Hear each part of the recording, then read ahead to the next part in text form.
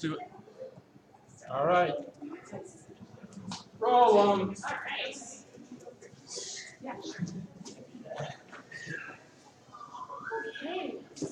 Where do I need to be? I will introduce myself. Yes. Okay. Should we shut the door? Yeah. Okay. Are we good to go? Okay. Hi, everyone. I'm Kate Vickery. I am the executive director of an organization called the Houston Immigration Legal Services Collaborative, which is not a friendly thing to say. So we call ourselves the Collaborative, and we are basically a consortium of all of the nonprofits that provide free and low-cost legal services to low-income immigrants. So United We Dream is one of those organizations, but we also include organizations like Catholic Charities, YMCA International Services, Baker Ripley, whose facility we're in right now, MAM, JFON. There are about 20 organizations in town that provide some type of free or low-cost legal services specifically for immigrants, right? And this is a different kind of immigration law than maybe you've thought about before. This isn't what Charles Foster does. This isn't what Gordon Kwan does. These aren't like business visas. These aren't tourist visas. These are organizations that are helping people apply for asylum, apply for citizenship, apply for DACA. There are special visas for victims of domestic violence, human trafficking, and victims of crimes. So this is kind of the category of immigration law that I call humanitarian law. And as you might imagine, right now, there is a lot of demand for services from these organizations, from the community in Houston. So the legal services organizations are kind of our key constituents and our key members of our organization, but we're also a wider network that includes some of the outreach and education organizations that work directly with immigrant communities, so like the Texas Organizing Project, for example.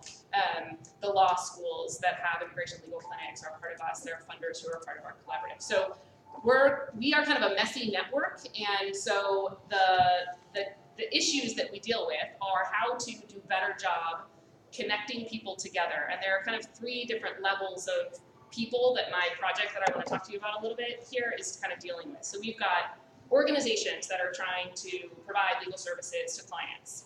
There are clients who are trying to figure out where the hell to go to get legal services. And then there are attorneys who are interested in volunteering sometimes, or taking a case pro bono, or who don't know anything about immigration law, but are kind of interested in stepping into the space and figuring out how they can give back. And so we've got kind of these three groups of humans that are trying to connect in the right way.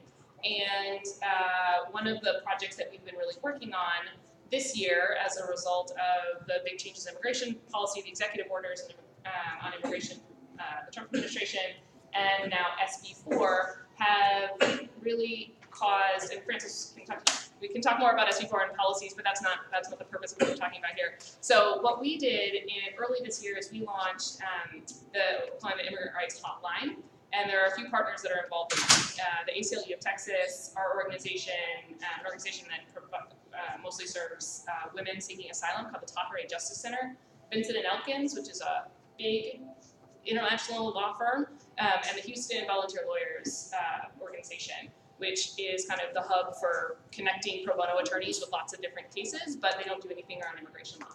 So we have a hotline, right? So our thinking was, okay, let's provide a single point of contact for a single phone number where people can call and get information. What we thought we were going to get was people calling, just trying to understand what the executive orders meant and understanding that. We expected that we were going to get calls for people kind of wanting what we call know your rights information, right? So what are your rights? What do you need to know if ICE comes to your door, comes to a school that you go to, or how do you plan for your family in the case of detention and deportation? What we are getting, and we probably should have expected this, most of the calls that come in through the hotline are people who are honestly just trying to find a lawyer, right? They know that they have a case. They're pretty sure they qualify for something, or they have a mess of paperwork that they're trying to work with, and they need a lawyer and somebody who can help them with their case. So what we have is the other thing that we're trying to do is to empower volunteer attorneys who know nothing about immigration law to be able to provide some level of actual assistance to folks. And so we're trying to, what we've built is just using like a Google form is what we're calling our hotline script. And we basically have Houston Volunteer Lawyers has this whole database system where we recruit volunteer attorneys who staff this hotline. We do 2-hour shifts. It's open 5 days a week. And the volunteer attorneys come in and they open up this hotline script and they just start answering the phone. And the idea is that this script is set up in a way to really kind of help somebody who is an attorney and who's qualified to kind of give legal information, but doesn't really know anything about immigration law, to be able to feel confident about the information that they're giving to people. So we have a whole bunch of categories of things that people can call and get information about. So somebody might just have general questions about the deportation process, or they have a question about what we call family safety preparedness, which is what a lot of families who are mixed status face, right? So if you have U.S. citizen kids and undocumented parents, what do those families need to do in order to prepare in case a parent were to be picked up and deported, right? Someone looking for a family member who is in detention and understanding the process, reporting a raid, questions about the travel ban, questions about the executive order, questions about SB4, questions about DACA. We expected maybe to be a place where people might call and report a hate crime or an instance of discrimination. So we've got kind of all these categories, and then basically the volunteers who use this, basically move through these various, this is a decision tree Google form, right? And there's, but it's not pretty, and it's a pain in the butt to update, because you can imagine the back end of this, there are literally like 150, if you've ever built a Google form before, like all these different little components, and my legal director is kind of the person who's doing this. And what we need to have happen here is this needs to be friendlier for users, because right now, in order to get to the information that somebody might want to give to a caller, they have to, if they've been a hotline operator for a while, they kind of have to they need a way to kind of cheat their way through the system, so they don't have to go through every single decision tree in order to get to the page that they know the information they're going to give out is, right? So this was set up for people who know nothing, and now we've got people who know more, but they still need to be able to get to the information that's being updated, right? So the SB4 information is being updated. So this is kind of an example of the type of sticky project that the collaborative is working on and that we're thinking about all the time, is kind of how to make systems better and how to help people get to the right place the first time. And so one of the other things that this script does is that it does some high-level screenings for people. So it asks some questions about whether that's trying to put clients that call into a bucket about whether or not they need help from an organization that specializes in citizenship or asylum or DACA or some other kind of immigration law. So that is, sorry, I just really lost my train of thought. So that's what we are, that's what we're trying to do. And this system is not sustainable, and it's not going to let us do what we need to do for kind of the next step of this project, which is to take it statewide. So the ACLU is a partner on this. They're a statewide organization, and there are law firms all over the city, or all over the state, that are interested in kind of adopting the hotline and being the operators on it for a day, right? And so in order to bring more human bodies to be able to answer the phone and provide assistance, with the goal of eventually getting these attorneys interested in taking on a case pro bono for somebody on something else more complicated, right? There's kind of a larger project here. This system needs to be better. You need to be able to maybe see it, and I don't know exactly what this is, right? But I do know that what we have now is too cumbersome, too slow. The other important thing that the system needs to do is, hold on, like it's hard right now to go backwards and forwards through this form. But the other thing that the system has to do is track data.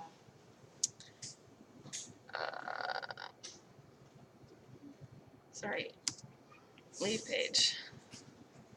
So you guys can all pull this up and play with it if you want. It's just an open source Google Doc, and it's just bit.ly/hotline script for anybody who wants to pull it up and mess with it. You say that. Yeah, so bit.ly/hotline script. And so at the end of every call, this has changed since the last time I moved through this. At the end of every call, eventually you get to this gets really complicated. Every call gets offered an attorney referral. Every call gets offered know your rights information. And then what we're tracking is how people heard about the hotline, what zip code they're calling from, and we used to ask what language they called, but perhaps that's been removed. But we used to also do that because we're using telephonic interpretation systems. So this also needs to be kind of a way that we are tracking data about the calls that are coming in, where they're coming from, how people are hearing about it. So that's my pitch. That's what I want to talk about tonight, and happy to answer questions. But I think that you should hear from Francis and then take questions together. Does that make sense? Yeah. Okay. Cool. Thank you so much. Sure. Wow. So I'm not as organized as Kate. But I want to tell you a little bit about the work that United We Dream is doing, and hopefully spark some ideas. And might have some of my colleagues come up here and help me. So my name is Francis Valdez, and I am an immigration lawyer. I've practiced immigration for 12 years, so I know the lawyer side of it all pretty well. But just because of my background and how I've always done my work, I've always worked with organizers in my legal capacity.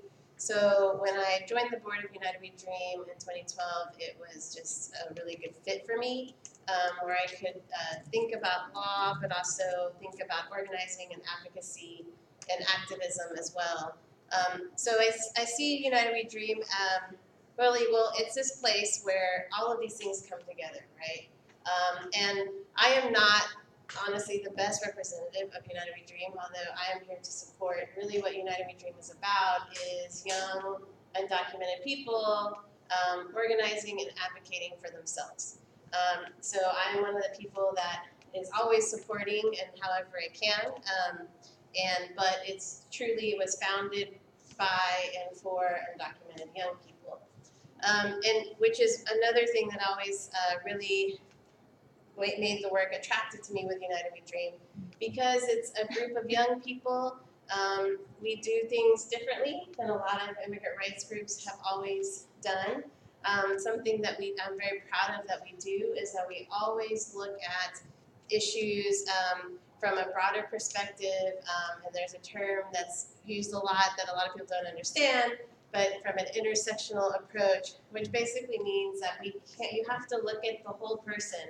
So we have members who are queer and undocumented, or might not be from a Latin American country and undocumented, and understanding that we have to look at all those issues, but also understanding that we have intersections and systems that affect all of us. And an example is the Harris County Jail, right? So we had a campaign last year called Houston Beyond ICE, where we were focused on a specific issue called 287G. And this is just I'll tell the story very briefly so you understand the work we do and give you ideas of how maybe you could support. So we identify issues that are affecting our community. It's important for you to know that Houston is the deportation capital of the country. Arizona, I think we've blown them out of the water at this point, but at one point they were thought of as this very anti-immigrant place. And we always had more deportations in Arizona. And there's multiple factors to that, but really what it is there's a system of a criminal justice system that targets and profiles people of color, including immigrants, which brings in, our law enforcement system brings in more people of color into our so-called justice system, which is disproportionately Black and Latino. Immigrants get caught up in that as well. And then our criminal justice system works hand in hand with our immigration system. And so you see a lot of situations where people are punished twice. Maybe they actually did commit a crime, and so they go through the system like anyone else would. They're convicted, and then they're punished to get through immigration system. And it's important for people to know that immigration law has all of these safeguards really, and where when crimes are severe enough, people are deported. A lawyer like me can't really do a lot for people. So what happens in the criminal justice system is really important for families, And what this has led to is a lot of separation and devastation of people all over the country, but especially in Harris County. So when we're looking at the Harris County Jail and the policies that are implemented there that contribute to this program called 287G was the only at the time program in Texas, in a county in Texas. It basically meant that our tax dollars paid for about 8 sheriff deputies to become ICE agents in the county jail, to train them, to house them, to monitor them, everything. So we are essentially handing over sheriff deputies to become immigration officers. And what this does is it hurts all of our communities because as has been in the news lately around something called SB4, which I'll talk about briefly too, is that when immigrants lose trust in the community, they don't call the police, and the law enforcement, they don't call the police for anything. They won't call the police if I'm the victim of a crime and they're a witness. They won't call the police if they're victims of crime. So that makes everyone less safe. And so we started talking to people about this issue. And because it's something in the jail, we also worked a lot with folks from Black Lives Matter and other organizations like the GLBT Political Caucus to talk about how queer, Black, and brown and immigrant people are all affected by this one system.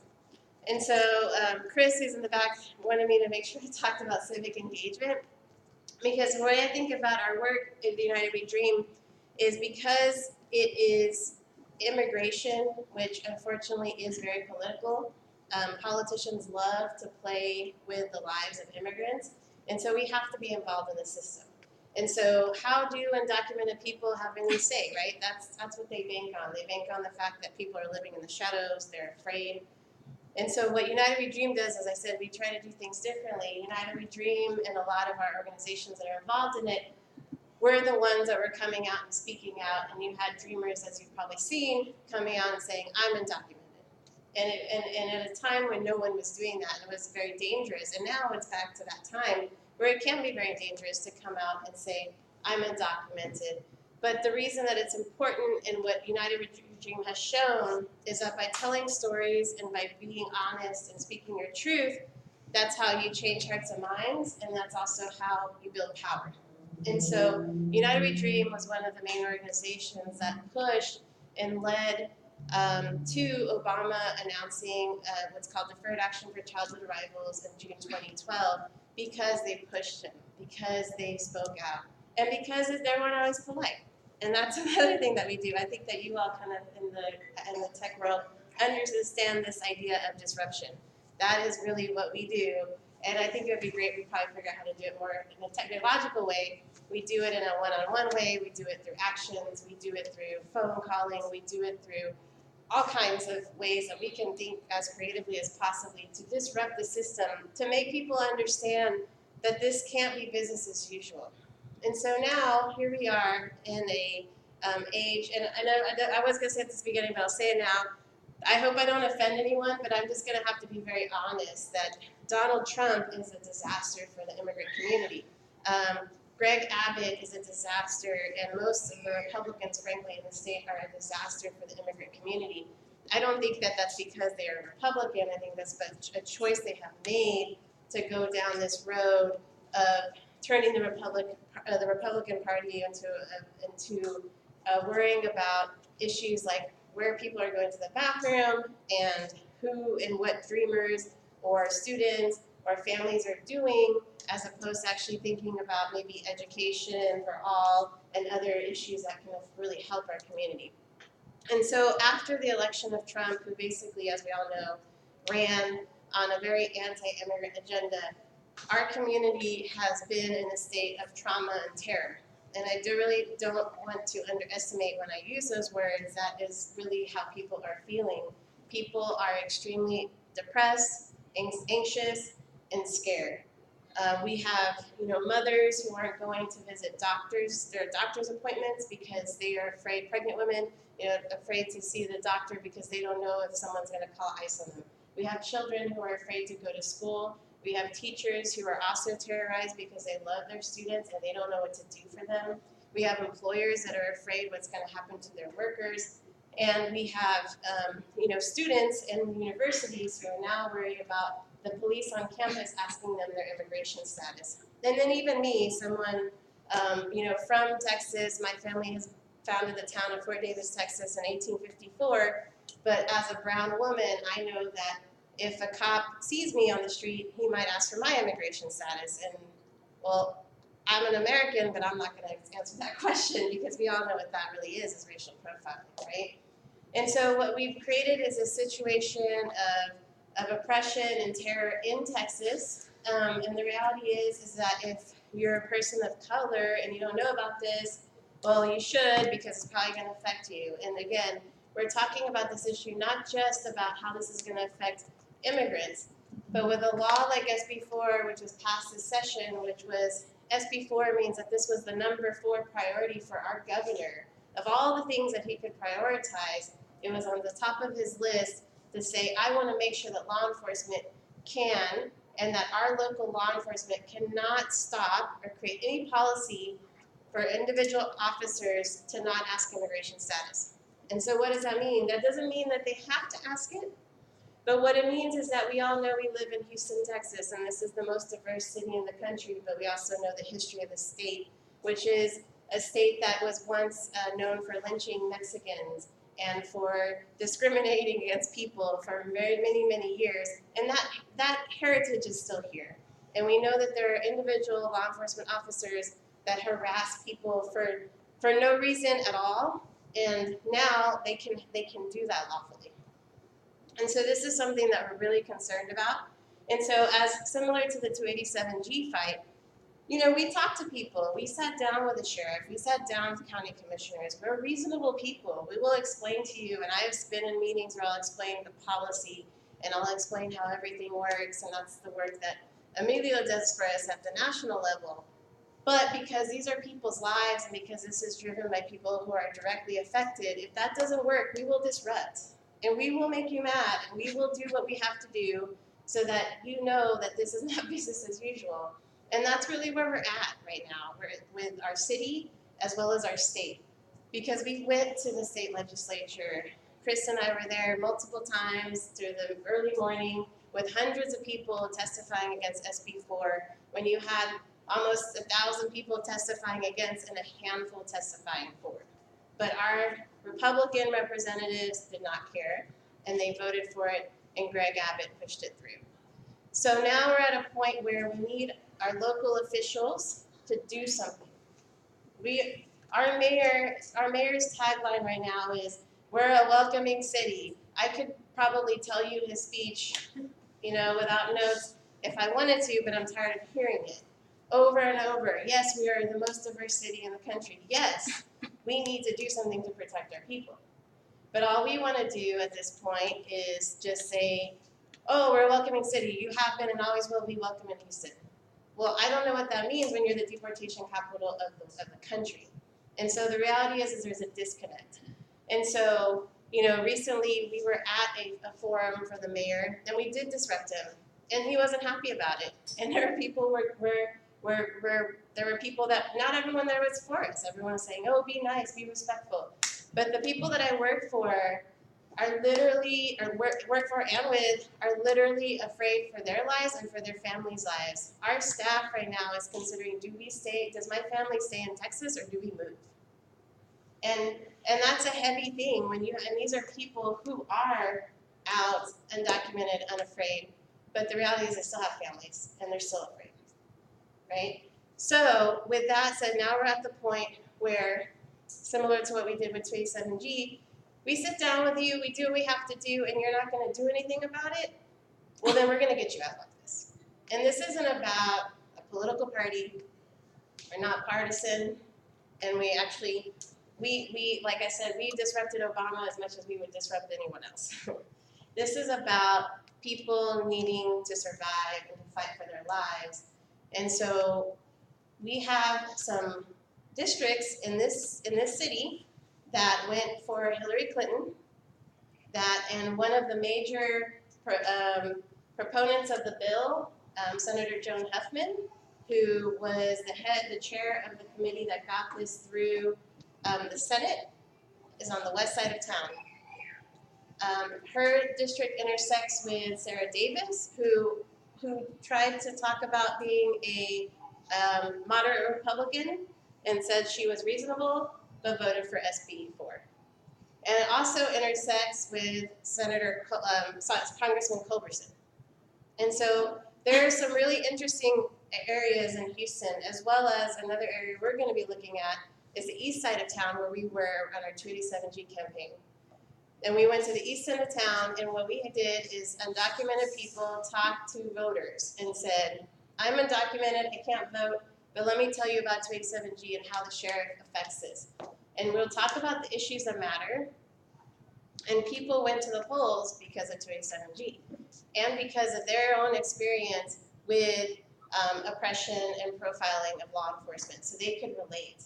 These U.S. citizens, a lot of them Latino U.S. citizens, some Black, related to this idea of feeling terrorized by the police and understood that. So we're going to continue in that district as well. County Commissioner Mormon, who was not helpful for us on 287G. The county commissioners, most people don't know what they do, but the reality is that they have a lot of say when it comes to our criminal justice system, which, like I said, is an issue that affects a lot of communities. So that's what we're doing. We're building, and we're going to continue to build, and we're going to advocate at the local level, at the county level, at the state level, at the national level, and we need to build, we need to organize, we need to educate, we need to understand these districts really well so that we can be efficient and effective in how we do our work. And that's what we're doing. Just so you know too, we do work in technology a bit. I'm not an expert on this, I wasn't a part of this, but we do have an app that is being tested right now called Notifica. And this app, the idea around it is that people will input information of family, friends that they want to be alerted in the event that they are encountered by ICE. And so then they can just literally push a button and information goes out. Because one of the tactics that has been used, and was used in Arizona, is this: if you can get to a person, again, disrupt the process of someone being arrested, deported, then that can be very efficient. And also just people being connected. And so a lot of what we're doing and able to organize is to talk to communities that are most affected and to tell them, I know you're afraid, but you have to get prepared, you have to learn about the system, and you have to fight for yourself and your family. This is about the communities themselves becoming empowered to basically be able to stay in this country with their families. So just wanted you to know about that in case that'd be helpful. So that's it. Anything that I need to add, please? No, I mean, I'm curious to hear from folks in the room what brought them here today, but I don't know if this is the right moment for that question or not. But, yeah. Let's let people ask you guys questions for 5 minutes or so, and then when we break up into groups, maybe we can discuss that at tables. Does that sound okay? Sounds great. So fire away questions, and I'll let you know. We'll try to get 45 minutes or so in tables so that everybody has time to brainstorm some ideas. Hey, I'm a friend of Susha Modi. He said hi to you, by the way. What do you think about directing people toward U of H students? Because they're generally doing pro bono cases because they're still students. Yeah, I mean, Kate can probably talk about this too. I mean, the reality is that, so I actually started my career working in a legal clinic at UT, in the UT Immigration Clinic. What's incredible about the U of H clinic is that they do so much, and they basically have become a service provider. Yeah. But what I always say about that is that actually shows the lack of resources that we have in the city for immigrants, because the function of a clinic is not to be a service provider. The function of a clinic is to teach students. And the fact that U of H is really providing so many services, especially to people in detention, like I said, shows that gap. And so I'm sure that if a ton of, I mean, basically they don't have capacity, right? You have a class and you can only take so many cases per student because they're still learning. And yeah, I think that I would say, I don't want to speak for the directors of the clinic, but I would wager that they don't need more cases, that they turn away a lot more than they can ever take. And so, but it brings up an issue that Kate is working on a lot, is like she said, increasing capacity here in Houston, because the reality is, and as a lawyer, I've looked at the numbers, we have enough lawyers in the state to actually represent everyone who needs representation. The problem is that all lawyers want to make a lot of money, and not even middle class people can afford that. And so it's the work that lawyers are doing and what they're willing or not willing to do, which is part of the problem. Not to blame people individually, everyone has to eat, but there is a huge gap, and the reality is the clients that we work with can't usually even pay basic fees for the government. Right. Yeah, so yeah, the applications themselves carry hundreds of dollars just for the fee. And I think the other thing that complicates the cases that go to all three law schools have immigration clinics, and each of them take, I would say, fewer than 20 cases a year. I mean, and like, we think that kind of all the service providers, maybe we're meeting 20% of the need. And the other thing that's important to know that the immigration legal services providers are fighting against, like the competitors to the nonprofits are not private attorneys, they're notarios, right? So they're bad lawyers in town. They are people who call themselves lawyers. There are people who put up a public notary sign and say, I can help you fill out your immigration form. They charge lots of money. They hold on to people's documents. In the worst cases, they can end up getting somebody deported because they've made a false claim to the government, right? So that's a problem. I think one of the interesting kind of disruption solutions, though, and I like that language that Francis is using. Thank you for like pulling that back from the tech bros, actually, and like bringing it into the immigrant tech.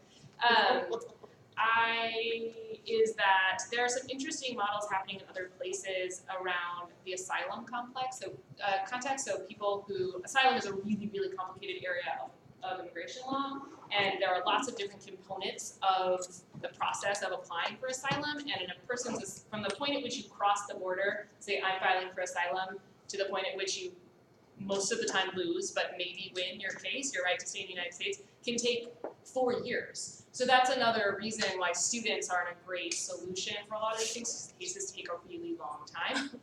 But in some other places, the Southern Poverty Law Center has an interesting project right now where they are using pro bono attorneys to kind of adopt detention centers and to split out various components of an immigration case into its tiny components, right? So there's like a bond hearing, which is Like an assembly line.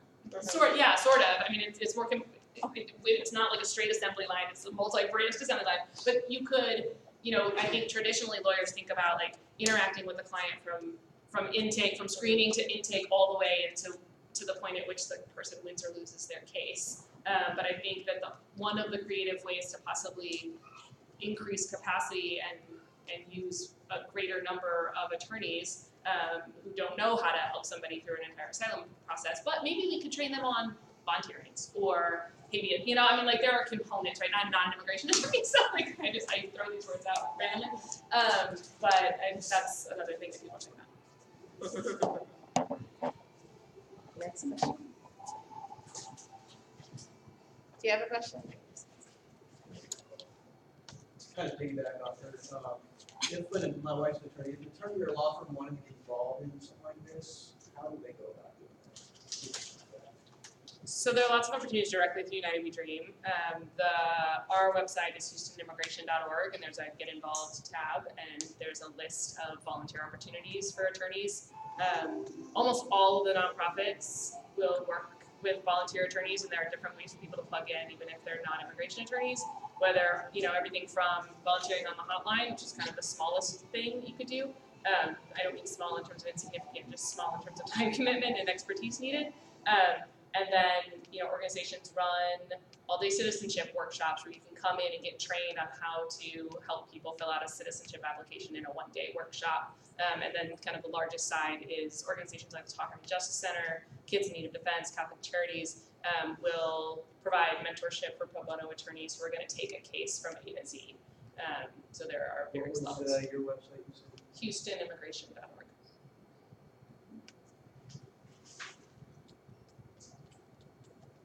Have you looked into making those workshops eligible for CLE credit?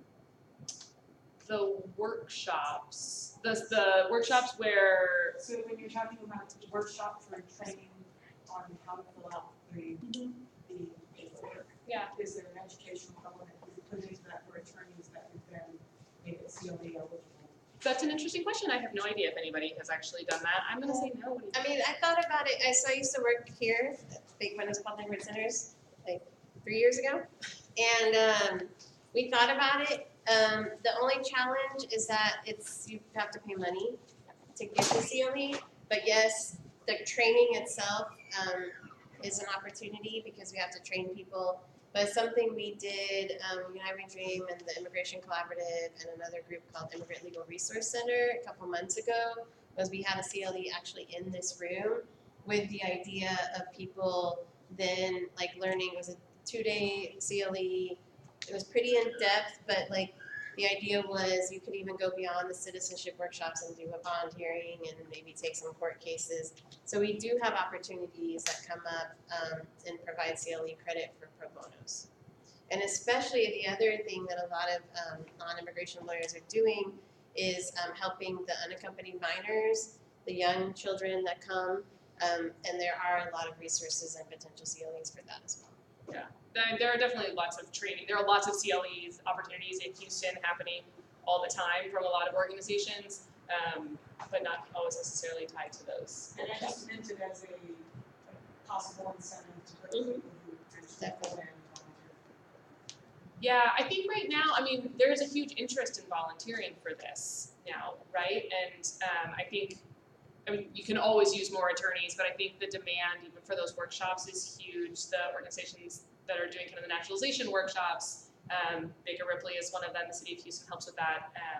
Catholic Charities, folks are lining up the night before, wrapped around buildings in order to get these services. And so the demand will always outstrip the supply. What about using intelligent, responsible, non-legal people to be supplemental to this process? You want to talk about that? Sure, yeah, so that is what United We Dream has done a lot of. And you have to be careful though, like what Kate said, because the thing with immigration is that, I mean, I had a Border Patrol agent tell me one time, immigration is so easy, any monkey can do it, right? Because the forms are all online, and so I feel like where we try to make it accessible is good, but then it also gives a wrong impression sometimes. So you could literally go to uscis.gov right now /forms and see all the forms. They're all free, and you literally have, for most applications, you literally fill in blanks. And so most people that are reasonably educated can do that. The problem where the lawyer comes in is where like we know why they're asking those questions and we know all the potential ways that you can get in a lot of trouble for answering it the wrong way. And immigration, when it comes to the actual law, is extremely technical and difficult and always changing and political because literally the law I knew in October is not the law that I know now. And I'm still trying to figure out what's going on right now with immigration.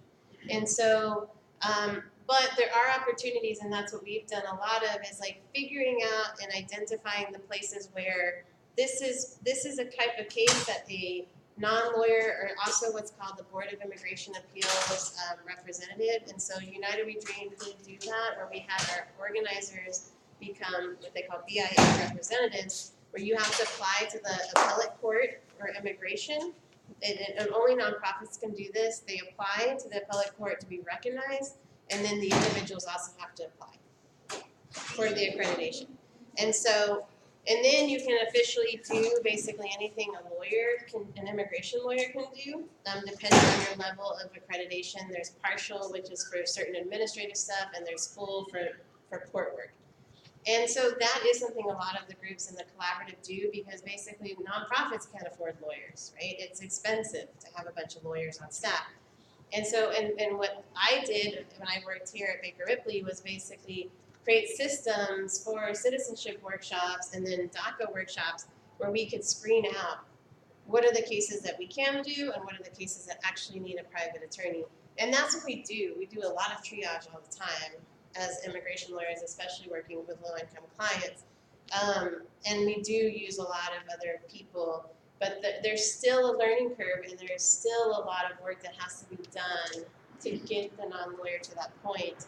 and a lot of it is, I always say, and I've worked with a lot of organizers who don't always have the same ideas and the perspective of the world as lawyers.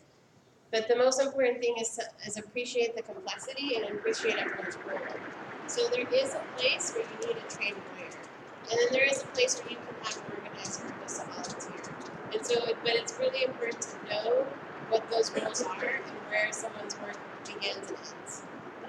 If I just kind of add one thing on that, like the other thing, clients will come and say, I need to apply for citizenship, I qualify for citizenship. Well, that may or may not be true, right? And that's one of the big challenges of the hotline that we're trying to do, right? So nobody's offering legal advice on the hotline because they haven't sat down and done a comprehensive kind of screening for the person and asking all of the questions. And one of the problems also that Francis just touched on is that so the nonprofits often end up triaging the complicated cases. And the complicated cases, those are the ones actually that the University of Houston takes, right? These are people with criminal convictions, just or not, right? So, you know, the really complicated cases, the people who really need lawyers and often who really can't afford them, but they have really complicated cases, those are the folks who are like up a creek, really, because there aren't private attorneys.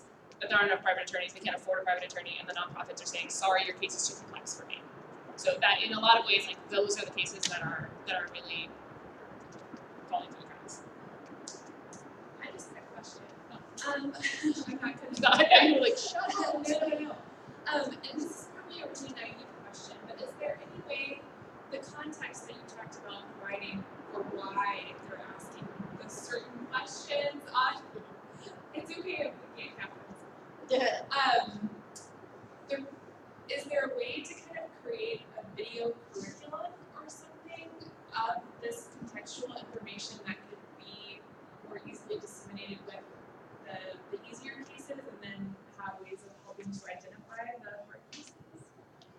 Some of that exists. Yeah, it does, and it's so honestly, like, United We Dream had a project called Own the Dream, and it was a collaboration of a lot of national groups, and we built out a lot of information. We had webinars on all kinds of issues, and we actually had a CLE one that you could watch and turn in a certificate, and trainings and materials, and this fully built out website. And then Trump became president, and we had to take it down because we didn't know what was going to happen with DACA. And so, and a lot of that is also, there's a New Americans campaign, and they've done a lot of that for citizenship. And so, like Kate is saying, I feel like, you know, that's all really important. Like, that's good, important work, especially for everything that I just told you about, like, we need to have better people in office. We need people to become citizens, right? And so citizenship work is really important for this. And a lot of that has been built out.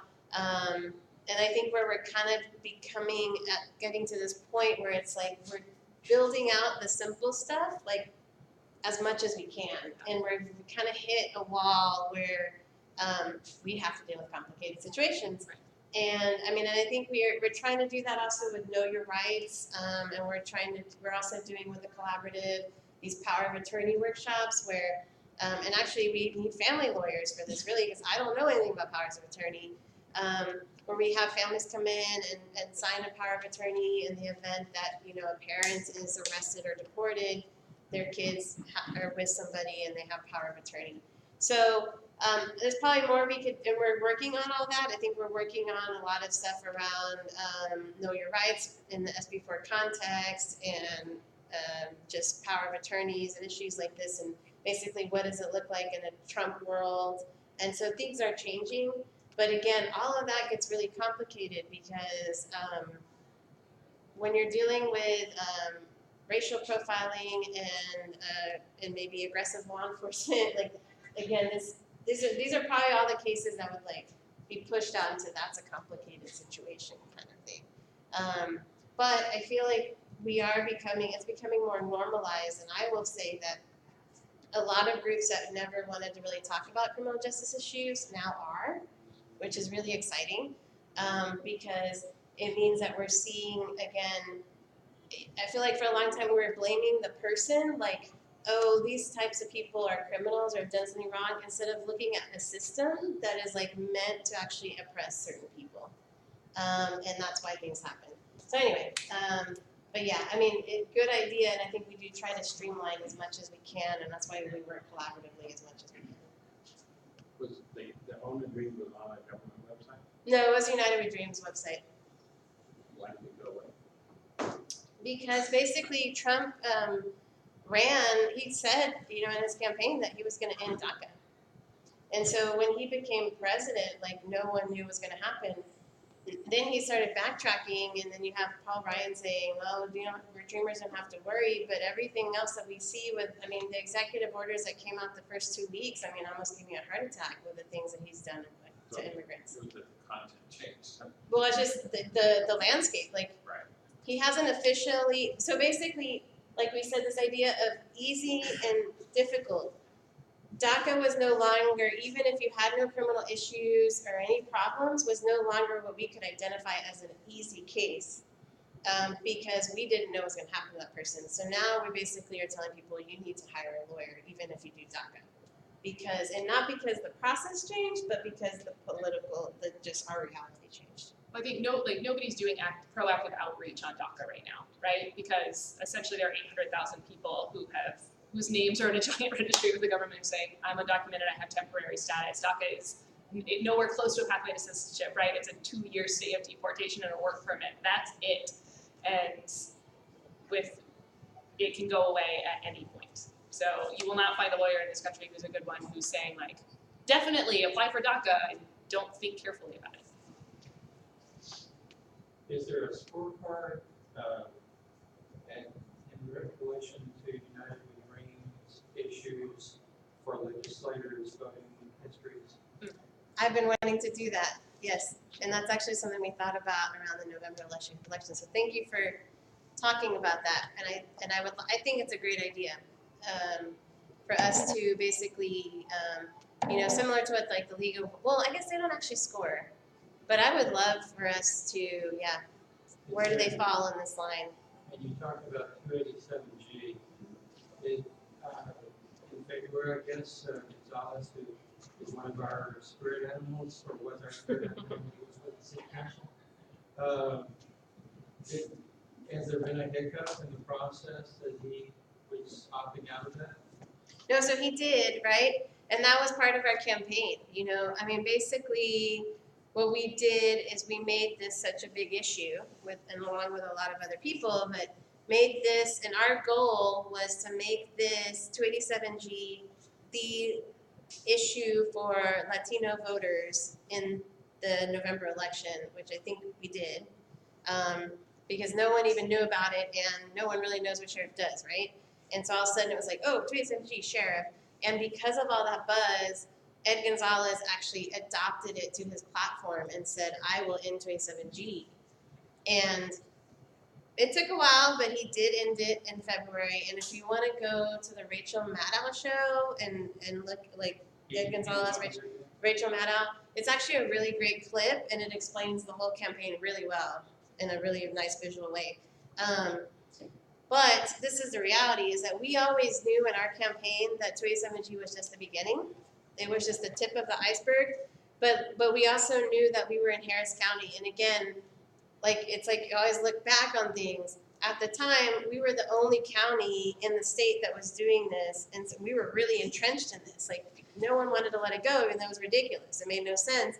So we knew that our real ask, and honestly, is don't work with ICE, and we are asking for that. We know that's going to be difficult, but we had to start somewhere, and so now. You know, the next step is sheriff, police chief, don't work with ICE. Then the state government comes in and basically mandates you have to work with ICE. And our sheriff and our police chief have both said, well, I don't like us before, but if I have to, I'm going to follow this. And they both at our county and our city level, we do have policies, and this is what they would actually use against us, is they would always say, well, I have policies that say that our people can't ask for immigration status. Well, those policies are now out the window, and so our response to them now is, you have to do something. You know, the thing that you use to always say, I've done enough, and I'm doing all I can, is now gone. And so, I mean, where we land on that, and that's going to be part of the advocacy that we're going to be doing throughout the summer. And Talking about all this. I'll just say too, like 287, the end of 287G did next to nothing to actually decrease the number of people who are deported out of the Harris County Jail, because that's a separate process, right? Because Harris County Jail still cooperates with ICE in terms of honoring ICE detainers, right? So, and it's all too complicated, but I think I've encountered a lot of people who are confused about that, like 287G somehow stopped people getting deported out of the Harris County Jail, and that's just fundamentally not the case. So.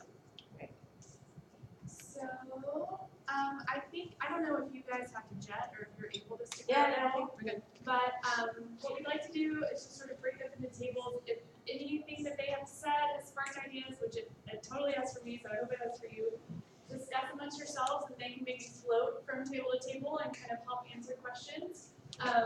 Chris wrote down some resources up here. I'll also write down our GitHub repository of ideas. So if your table comes up with something you'd like to open up to the community to pursue, let's add it as an idea to our list to continue to brainstorm about throughout the year. And then I'll also write the link to join our Slack team. If you're not yet on Slack, we try to keep the conversation going and break off into project discussions there too. So start brainstorming and they'll be able to answer questions. Yeah, so this is our Facebook, and then if you can text Stop SB4 to 877-877, then you'll get updates from us. They're good updates. Thank you. There'll be some very targeted updates this week if you sign up today.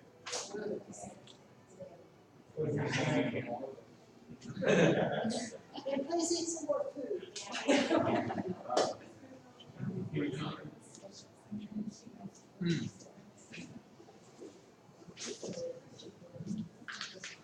Kate, What's up? so I have a question about the potluck.